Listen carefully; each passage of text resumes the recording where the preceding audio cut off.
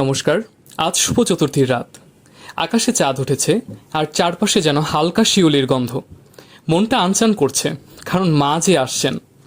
দুর্গাপূজা মানে শুধু একটা উৎসব নয়, এটা আমাদের বাঙালির আবেগের বহিঃপ্রকাশ, আমাদের শিকড়ের টান। আজ এই আনন্দময় রাতে আমি একটি ছোট্ট সফরে বের হলাম। এখন যাচ্ছি আমার ছোট বোন পূর্ণাদের বাসায়। সেখানে সবাই মিলে হয়তো এখন পুজোর শেষ মুহূর্তের প্রস্তুতি নিয়ে ব্যস্ত। ভাই বোনের এই মিলন এবং উৎসবের প্রস্তুতি পর্বটাও কিন্তু পুজোরই অংশ। পূর্ণাদের বাড়ি থেকে আমরা রওনা হলাম বঙ্কবিহারী মন্দিরে। সেখানে দেখলাম চলছে সাজসজ্জার শেষ অংশ। মণ্ডপ কর্তৃপক্ষ সাজসজ্জার নানা দিক তদারকি করছেন। মন্দিরের প্রতিটি কোণে এখন যেন এক ঐশ্বরিক আভা।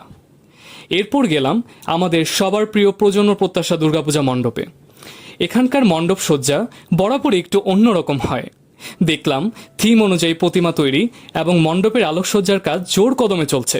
মণ্ডপ জুড়ে অসংখ্য স্বেচ্ছাসেবক এবং শিল্পীরা নিজেদের শেষ মুহূর্তের কাজটি নিপুণ হাতে সম্পূর্ণ করছেন। এবার চলে গেলাম নারায়ণগঞ্জের অন্যতম মূল আকর্ষিত জায়গা টানবাজার সার্বজনীন শাহপাড়া দুর্গাপূজা কমিটির মণ্ডপ প্রাঙ্গণে। মণ্ডপে ঢুকতেই মনটা শান্ত হয়ে গেল। সেখানে দেখলাম মায়ের মূর্তিকে পরানো হচ্ছে নতুন শাড়ি। এখানে পুজোর প্রস্তুতি কেবল আয়োজন নয়, এই যেন শত শত বছরের পরম্পরাকে বাঁচিয়ে রাখার এক নীরব অঙ্গীকার। এই সুন্দর মুহূর্তগুলো নিয়ে বাড়ি ফেরার পালা। আমি আশা করব আপনারা আপনাদের মতো করে এই দুর্গাপূজার দিনগুলো আনন্দ করবেন, উৎসবের প্রতিটি মুহূর্তকে উপভোগ করবেন। ধন্যবাদ।